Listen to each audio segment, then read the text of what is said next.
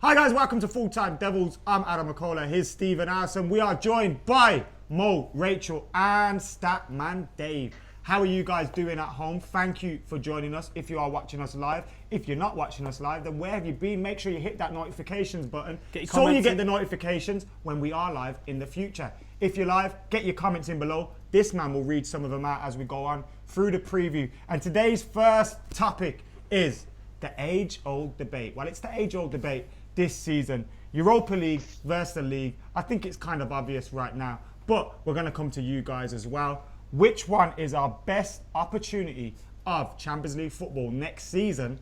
Statman Dave. Simple. Obviously, it's the Europa League now with the league form. In the last two games, been quite poor. You know, you think of the chances that we haven't created, the goals we haven't scored. It's kind of just summed up. And then Liverpool going to, winning a game very scrappily with a bicycle kick. A wonder goal. No consistency in their performance as well. But it seems like they're finally scraping through. So for me, it's all about the Europa League, and it has been for most of the season. Would you be happy with that at the end of the season, Dave? Yes and no. I think at the start of the season, with the squad and what we had and where we could have gone, no, absolutely not. But where we are right now, yes. In terms of the development of the defensive tactics, massively improved. How we transition, 100 times better than last season. But with the ball, there's still some massive issues. Too many backwards, too many square passes, not enough momentum-building passes through central midfield. So there is still massive issues that need to be addressed in the summer, either through a coaching perspective or through signings. Rachel, how are you feeling about it at the moment? Europa League or the league or both? Because it's only four games in the league and 3 games in the Europa. I haven't checked the table, but I don't think the actual league title's up for grabs at the moment for us. I feel like we what I mean, Rachel? Top 4. I think if you could guarantee it from the start of the season, all fans would have chosen the Europa League title, winning that trophy, over just generally getting a league position. The reason most fans, I think, have leaned the other way throughout the season is because you can have it's more consistency. Like, you can see it, you can build up to it. Where in the Europa League, it's so many knockout games that you play badly in one and you're out and it's over. But at this moment in time, with 4 games in the league left, 3 Europa League games left, if we win the Europa League games, we get through. And if we win the Premier League games, we just got to hope for the best. Excuse us while producer Chris's phone rings. How rude of him. Mo, how are you feeling about the Europa League against the league now? Do you feel the Europa League is just simply the best option, given that there's a trophy at the end of it as well? Yeah, mate. This is what I've been saying all season. Europa League is the way to go. It's people in this country look down on the Europa League because it's not the Champions League, but that doesn't mean it's not a trophy worth winning in and of itself. Look at Sevilla. They've won 5 in the last 10 years and established themselves as an elite club. They've never really excelled in the Champions League, but it doesn't matter because it's still worth something, And I think United, especially now that it's the route back into the Champions League for United, it should have always been the priority. And I think to an extent, with the performances you've seen, it has been. Maybe not in terms of Mourinho's team selections always, although we're starting to see that now. I think it's more like, the players have always looked more up for it in cup games, especially in the Europa League. They struggled away from home sometimes, but then at home at Old Trafford, they get the business done. And look, you know what? If the league fixtures were not so difficult, I could be tempted to say go for both. But look, you got Spurs away, Arsenal away, Southampton away. That's 3 very difficult games. Arsenal maybe not so much, but the other 2 definitely really hard games. And Palace at home, if they're still fighting for survival, even that won't be easy. So, I don't want to say sack off the league, but sack off the league. Go put everything in the Europa League basket. That's absolute nonsense. That Europa League should have always been the priority. We're 1 draw away from being in 3rd place. Like, you got to say, over the course of a season, we should have been 1 more win instead of a draw, better than what we are. Come on, man. We're not. Let's not talk like Arsenal fans, man. Let's not do top four. Who gives them? It's a league position, man. No, it's but you nothing. just said you got to change the priority. We only really want to win the Europa to get into the Champions League. Let's not pretend that we want to win the Europa for the sake of winning Europa. We want to win it because it's going to lead to us getting in the Champions League next year. It's a trophy. United never won it. I want to win it for the trophy. Yeah, exactly. United never won it.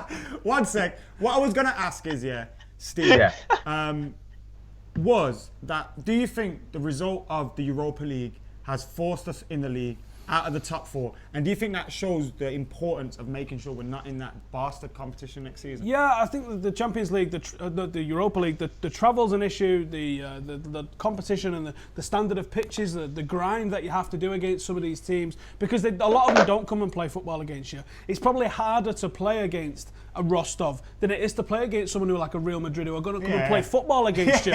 So rather than come and I mean, some people are going to go, "Are you mental?" No, Madrid are more likely to beat you. But I'm not saying that. I'm saying it's physically harder to play against the Rostov. I do see your because point. they're going to try and physically outdo you. The pitch is awful. Physically, it's harder to play against a poorer team than a better team that's going to come and duel with you, play football against you. And I think, as it stands, it might be that the Europa has to be the priority, but I can't agree that it should have been the priority for the entire season, because like I said, we was one draw being a win away from being third in the table. So we should have been higher up in the table. We should have been challenging or second or third or something like that, but we're not. So ultimately now it comes down to Europa. But if we get beat 2 or 3-0 on Thursday night, that's going to switch again. So I think what Jose's got to do is play both tables at the same time still. I think he has to go and put a strong team out on Thursday, and he has to put a strong team out against Arsenal. And that Arsenal result will dictate what happens for the rest of the season in the league. Because if we get a result against Arsenal, it's still on. There's opportunities that the teams around us can still drop points, as we've seen this weekend. So if we go to Arsenal and get a result, it's still on. If we don't get a result against Arsenal, we have to throw everything at the Europa League. See, I was just coming on to the second topic, which is injuries. Now you said... Well, I got a comment here that I want to ask you guys out here. So I can't remember the guy's name, but he said, if Mourinho doesn't get Champions League football, he should be sacked. I don't think anyone here is going to agree with that. No. That short-termism, and you know, as much as Mourinho absolutely has to get Champions League football this season, if you sack him, what does that achieve? You have to then start all over again, you know, and he's clearly in the middle of doing something. Now that would just be ridiculous. I think everyone can see the progression, even if we do finish the same place in the league. In terms of Mourinho, there's stuff that he needs to evolve in his coaching style. Tactics that he used to use in an attacking sense that worked, 2 to 3 years ago, don't work anymore. He needs to evolve that 100%, and that is a big thing. That it's him personally that needs to take that on. He needs to go around, look around Europe, and see what other guys are doing, and take that to Manchester United. Because at the moment they look so flat in central midfield, and it's a big issue. So if Mourinho's going to be here for 3 years, that's fine. But if he's going to be here for 5, for 10 years, like Ferguson, he needs to evolve himself, like Ferguson always did. Move the side on, move the team on, move the players on at the right time. And I think it's something Mourinho needs to do. But definitely wouldn't sack him. Did Ferguson actually evolve himself though, or did Ferguson actually bring in other people to help that evolution? Fergie had like 5 or 6 different assistants. Yeah, the assistants definitely helped. Whereas Jose Mourinho, listen, we got some comments. We got some comments. Debrid saying, is Herrera going to Barca? Of course he's not going. Staying at Man United for life. Someone else said, why do we play long balls to Rashford when his strength is receiving balls through balls by running behind the defenders? I thought that on the weekend as well. Why didn't we play to people's strength? Well, see, that's the weird thing, because when Zlatan was playing, United would so often play through balls that you think, he's not Rashford, what are you doing? And now Rashford's playing, they're playing long balls, you're like, he's not Zlatan, what are you doing? It's like, I swear, the midfielders don't realise which forward they're playing with half the time. Cranium says, let's go for 4th. And Brinston says, top 4 is over, which kind of sums up everyone's opinion. Can I just get a word then from you guys? Each. Rachel's been trying to say something. Rachel, so let's go what she wants to say. Well, I mean, I've had a million things to say, but it's alright, I've kept them all in check. No, I was just going to say to that what Mo's just said there about through balls to Zlatan and then balls going in on the head of Rashford. But I think the big difference between that is Pogba was playing with Ibrahimovic and he wasn't playing with Rashford. I think that was the big difference at the weekend. We didn't have anybody who seemed to be able to get a through ball in, so long balls was all we were getting. His dab. Well, that's what people say, Stephen, but I don't know. Very true. That's true, actually. We did miss Pogba that day. Thanks. Because I remember Blind. Who was it? Blind and Carrick was so crap that day. And someone else as well. I keep thinking of the Manchester City game where Blind, Fellaini, Carrick, they all had a chance to just play Rashford through. He had isolated one of the centre-halves and they failed to do so. And I was just thinking, Pogba would have got that. Anyway, you mentioned we should still be going for both. Can we with the injuries? Rachel? I think what Stephen said before was true. Like, I think we will still go for both. And I think we haven't really prioritised throughout the season. I feel like he's managed them both really well. Like, I think Jose's done a really good job of it. The reason we're not doing better in the league isn't really, I don't think, because of a hangover from the Europa League, but just because we haven't performed well enough in the games. As far as injuries go, it's been a blow, and I wouldn't say it's our team structure's fault. Like I don't think we have too few defenders. I don't 100% think that they've all got the exact same injury, so it's a training problem. I think it's just been a lot of bad luck. But I mean, we're still getting through. Like we're still covering the area. I don't know. I still think we'll do well. I think we're gonna win the Europa League and come third in the league. Does anyone actually think we're gonna finish in the top 4 still? In a word, because I need to ask you guys another question. Mo said no. Dave.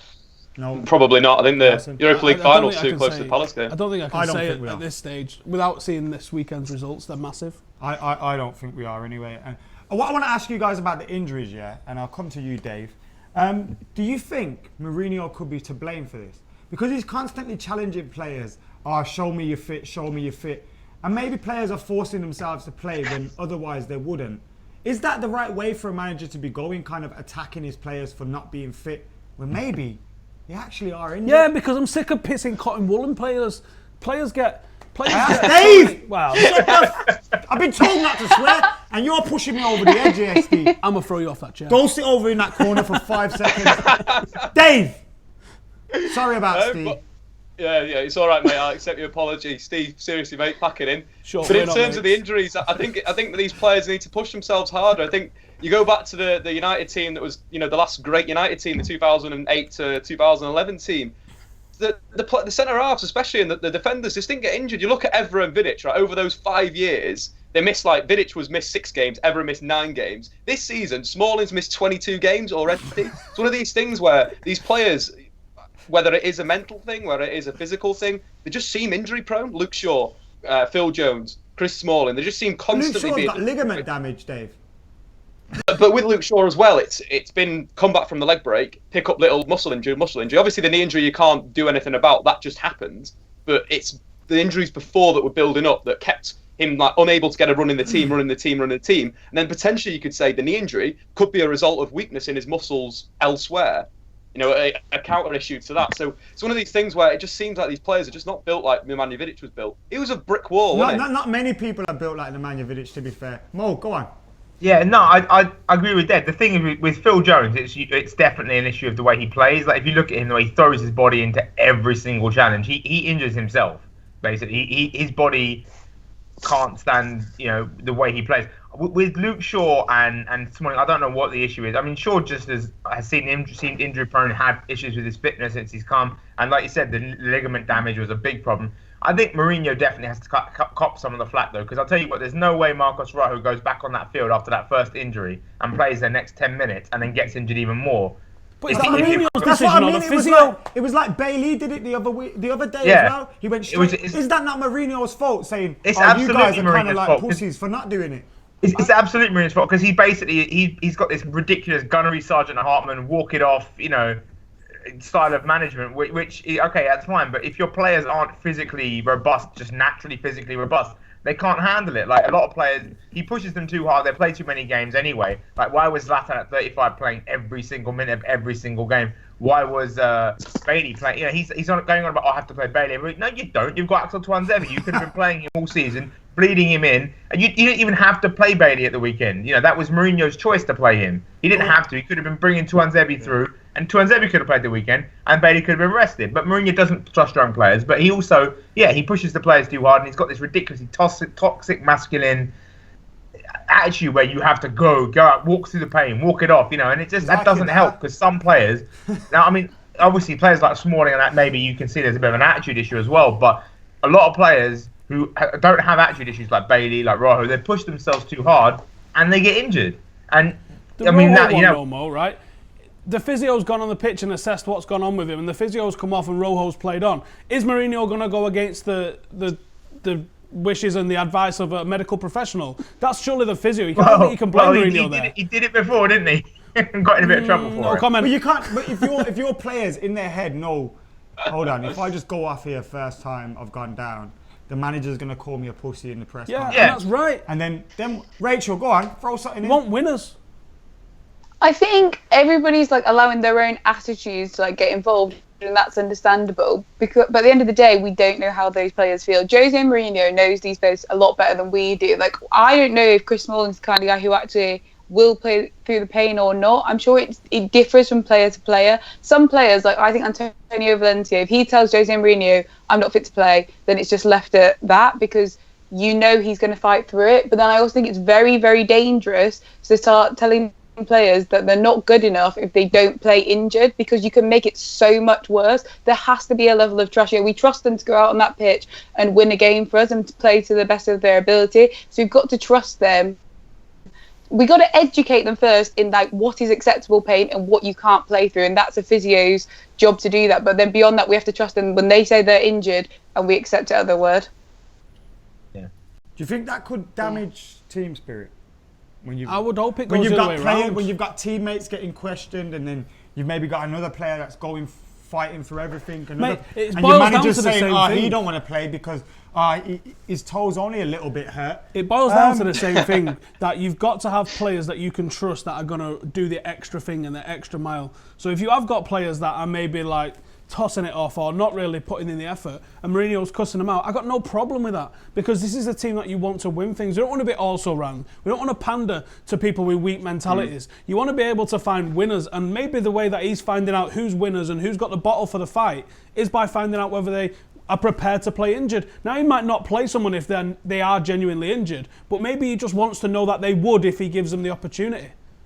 Do you remember in the last time we got to the Champions League final, Ronaldo pretty much carried us the whole way. Half that season he was playing with an ankle injury, had an ankle operation in the summer, absolutely, with injections and all that, and he got us to the Champions League final. I think that's the difference between some of these United players and the best player in the world right now, or one of the best players in the world right now. There's a few people who mention it. Roy Keane mentions it all the time. This team doesn't have the mentality of winners, and maybe this is what Jose's chosen to really hammer home, to find out who's got the mentality to be winners and who's not got the mentality to be winners.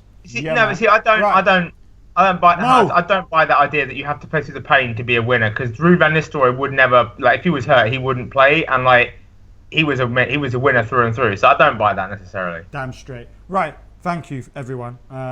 Thank you, Steve, for not shutting up. Spot on, Dave, says John. Howson has a point. You need to go to these lengths to win. Prestography's made a comment he wanted a shout out. And overworked, question mark, haha. I think someone's Well, we are not looking impressed. at 60 plus games before the end of the season, aren't we? Which is a hell of a lot. We'd played half a season more than Swansea. On the back of a European Championship as well. That's still no excuse for drawing against Swansea. Anyway, Nice. Some of you might see this, some of you might not. We're going to an ad break. Right, we're back. Did you see the advert? I think the advert was something like subscribe to Adam McCullough TV, but I don't know if it was. Right, we're moving on to starting 11s. Apparently today, because my lead is so nice, I'm at 113. Statman Dave's at 92. John Shin's at 89. Rachel T, who got 30 points for the first ever complete 11 selected. She got 30 points. She's pulled herself back into the race on 81. Paul Rankcast is on 69. All you lot with your childish comments, stay away. Howson's on 52. Mo's on 28. So Mo, you got a lot of catching up to do. But like Rachel has shown, anything is possible. Mo's been on 47 previews. What are you talking about? Andy Tate's even on 25, Mo, and he's been on way less previews than you. Let's not talk about the points deduction. Do you remember the points deduction? Let's not talk about the points deduction. My points deduction that absolutely robbed me of the opportunity to cruise home with the league title and sail into the sunset with my trophy and give you and Dave a chance. Yeah, that 10-point deduction. Also, it's all about... I basically deducted points today because I'm not allowed to enter a team. What kind of bullshit is that? Can you hear that playing? Did you send... That violin, Alison. Kenny Dalglish wearing a t-shirt with my face on later. Did you send Chris your team before the filming? He never asked me to. This is how he did ask you to. There was an email saying it. He didn't. Woman, we all got it. Rachel, who are you? Do you do Chris's admin? I'm on a late surge, me. I am coming. I'm gonna be like, it's gonna be glorious. Rachel, check this out. You normally dominate the comments from all these teenage boys that just go crazy. Today we've got Vincent Company the King saying Howson is hot as fuck. Hey. Yes, lad. Like I mentioned earlier. Been about 5,000 videos before we got one, but we made it there in the end. Right, Rach, as soon as you got a full 30 points the other day, can you give us your 11, please? Yes. So, starting at goal, I've put Romero in goal, Valencia at right back. I put Blind, and then this was the only position that I questioned. I feel like it's so easy and it's so like tempting to pick Tuanzebe to go with Blind at the centre back pairing, and I feel like that's what I'd want him to do. I almost sent that in, but I don't think that's what he will do. I think Damian's going to be at centre back, and I think it's going to be Young at left back, which I don't like that back line. I don't trust it, but that's what I'm expecting, and I'm playing to win now. And then Pogba's meant to be back, so I'm expecting a Pogba, Herrera, Fellaini midfield, and then Rashford, Mkhitaryan, who's banging the goals in the Europa League, and Martial up top. I forgot about Fellaini. He's bound to play given he's suspended, isn't it? Mo, Doubtedly. can we get your 11, please? We need you to pull away from Andy Tate now, because this is getting embarrassing. He's been on one preview. And got 25 points. Yeah, and he's got 3 points less than you. All right, well, let's go. Big Romero in goal. And Tony V at right back. Carrick at centre back next to Blind.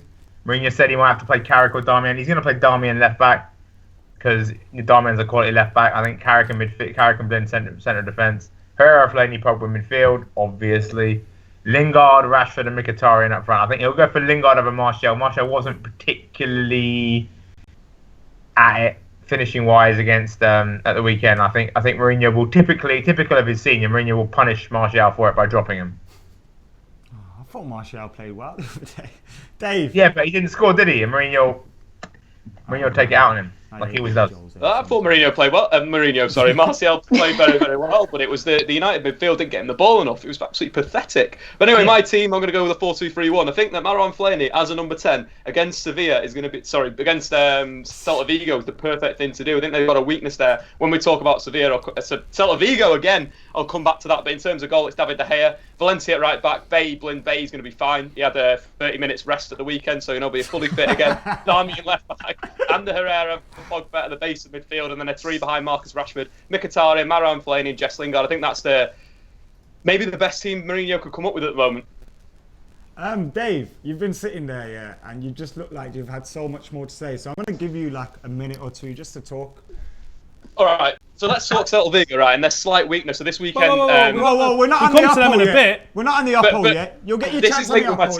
This is linked with my team. Okay. So Raul Garcia at the weekend had a fantastic game at attacking midfield. Raul Garcia pretty much is the Spanish Marouane Fellaini. Very, very similar in terms of his physical. They look to target him out the back, so they play long balls to him, and he wins the flick-ons, wins the head-ons.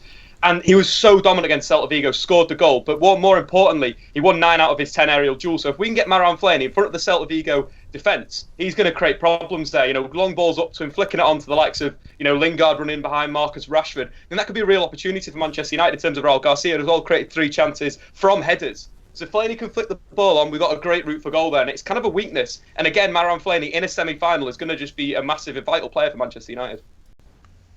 Do you think Fellaini will be in such an attacking role, though, given the not inexperience, but like the weakness we have in our centre-backs? Because he's been covering Blind a lot when Blind has been playing. Only when it's an aerial shot, like someone. You don't want him anywhere near the box when someone's running at him. Give your team. I'm going to go with Sergio of Romero in net. I'm going to go with Valencia and Damian as my full-backs. I'm going to go with Blind, and I actually think Mourinho's going to pull his head out of his arse and actually play Tuanzebe. I know it's a risk and it's away from home, but I think he's going to do it. He might not. He probably won't. But that's how I think it's going to go down. And then midfield, I think the best midfield we can probably put out at the moment is going to be Herrera in the 6.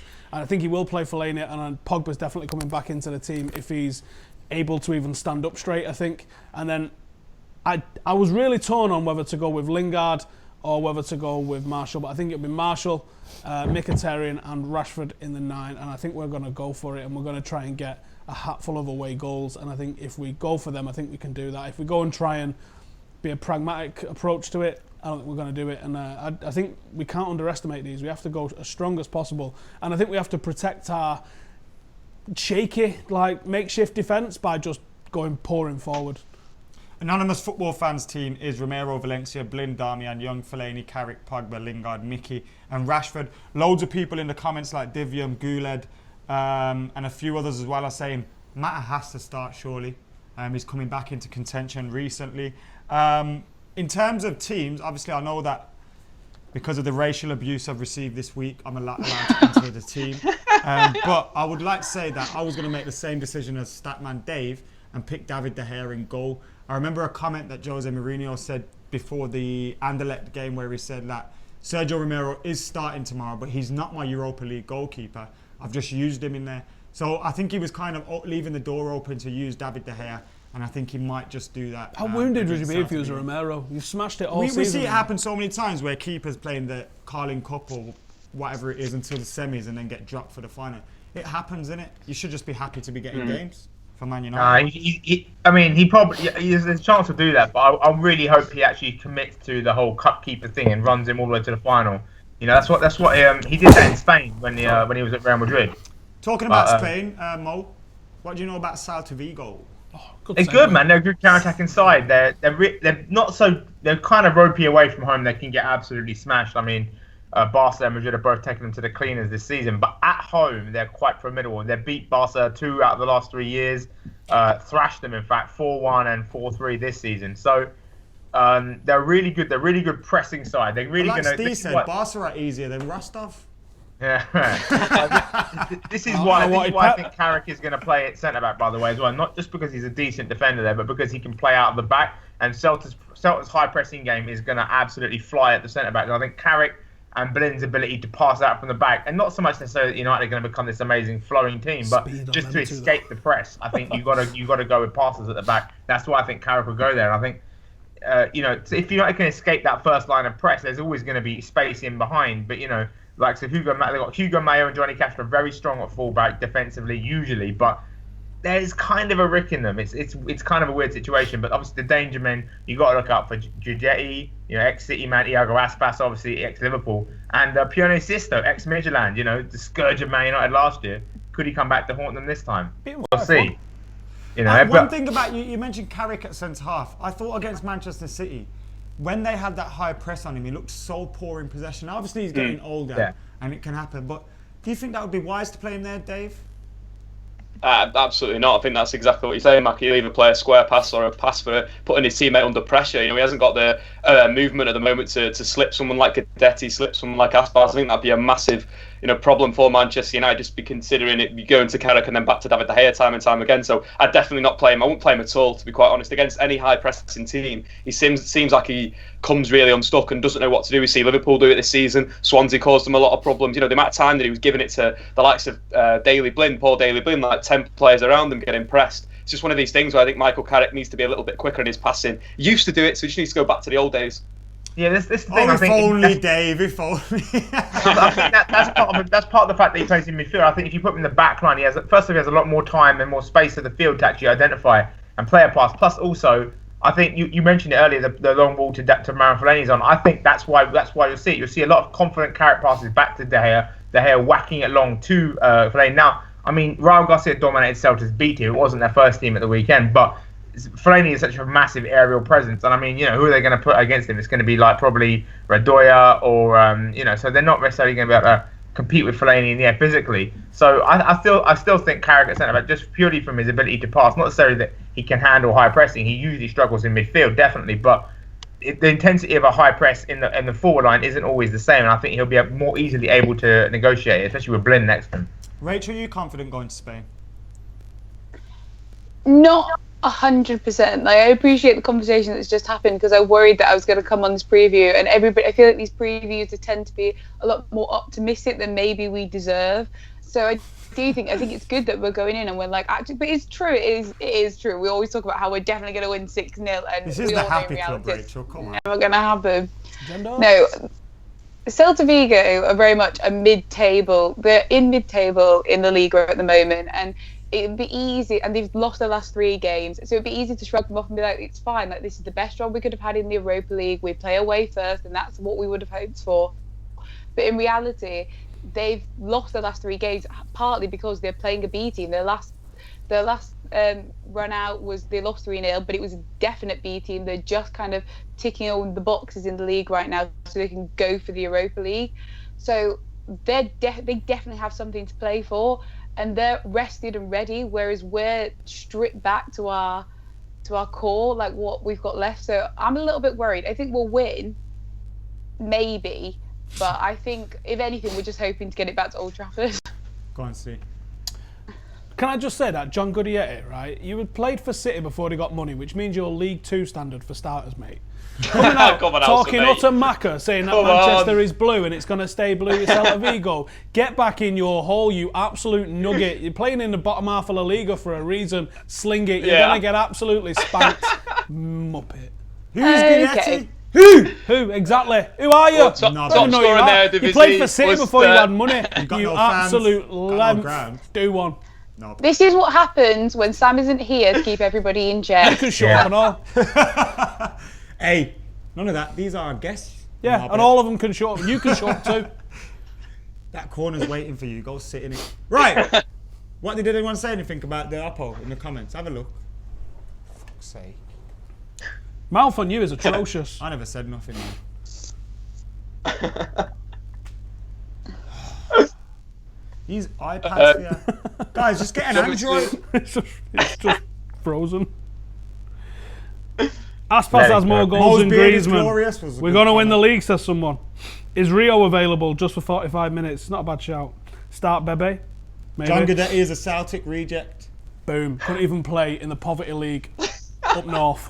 You know when Celtic say they could come to the Premier League? I'd love that to happen, just so they get relegated and then get relegated from the Championship. Do you remember, was it Derby had about -4 points? Yeah, that was because they had Robbie Savage. Mate, I don't think they get relegated. If Burnley can survive on their home form, Celtic would survive on their home form. They won't get relegated. Shut up, Mo! Mo, stop speaking sense! Mo, they wouldn't get out of the Championship. They're garbage. Dave. Scott Brown and Scott Sinclair, do me a favour. Dave. Score prediction as we go to Vigo. I reckon about 7-0. To Vigo. 38. No, I think it's going to be 1-1. Mkhitaryan's going to grab a goal. Maybe Argo Aspas from that left wing. The right wing. He's been cutting in on that left foot, so that could be a bit of a danger for United. So yeah, 1-1. Another Mkhitaryan away goal in Europe. Love that shit. Another one. Rachel. I'm going to go a little bit more positive and say 1-0. Says the woman who just said that these previews are way too optimistic. Everyone's always saying we're going to win. It's all right, Celta Vigo are so dangerous. They've been resting everyone, but we're going to go there and win. Right, Mo? Yeah. 2-1 Celta. Say again, sorry?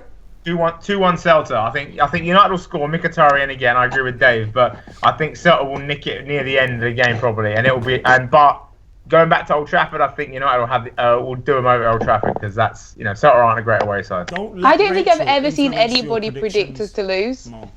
No one's ever. Oh yeah, we have had. We have had one. Yeah. I've never seen Once it. before. Okay. That's because you're not a loyal subscriber. I think it was last not season anymore. under Louis van Gaal where we had the last 6 games and I said Tottenham would win and I started the run of winning some games. Well, maybe Rachel, this is a catalyst, mate. Top 4 Yeah. and the Europa League. Maybe, 3. Yeah. I've said it third. We're going to take There's them that both. optimism Rachel hates. Optimus Transformers. Who haven't I asked for their prediction? Me. Go on. Right, winning is a habit. 1-1. That we haven't got. 1-1. I agree with the Dave. Can I enter a team? In the comments we got here, 2-1 United says Hell Duck. Arsenal says Layek.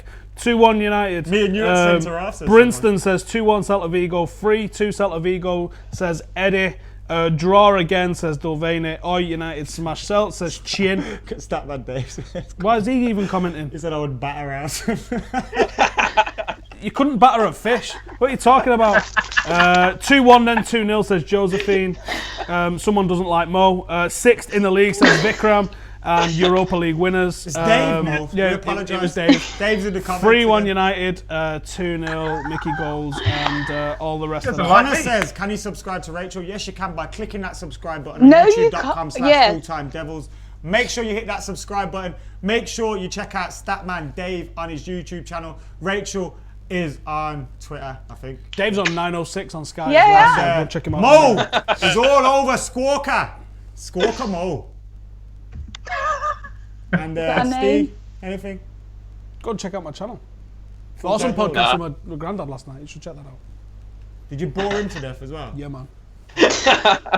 God's sake. Guys, I've been Adam McCullough. These guys have been absolute legends. We are going to get out of here. United are going to win in Vigo 4-0. See you later.